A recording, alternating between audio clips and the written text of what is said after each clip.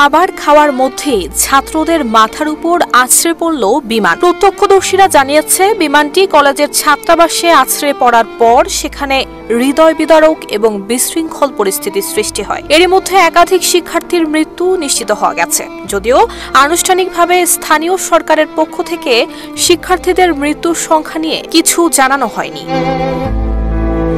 ভারতের গুজরাটে 242 জন আরোহী নিয়ে বিধ্বস্ত হয়েছে এয়ার ইন্ডিয়ার একটি বিমান। গুজরাট থেকে লন্ডনগামী বিমানটির বহু যাত্রী হতাহত হয়েছে বলে আশঙ্কা করা হচ্ছে। এর মধ্যে জানা গেছে, বিমানটি আছড়ে পড়েছে একটি মেডিকেল কলেজের ছাত্রাবাসে, যেখানে থাকতেন MBBS এর শিক্ষার্থীরা। বিমান সরাসরি ছাত্রাবাসে আছড়ে পড়ায় অনেক শিক্ষার্থীর মৃত্যুর শঙ্কা করা হচ্ছে। স্থানীয় এক কর্মকর্তা জানিয়েছেন, এই দুর্ঘটনায় অনেক তরুণের প্রাণ গেছে।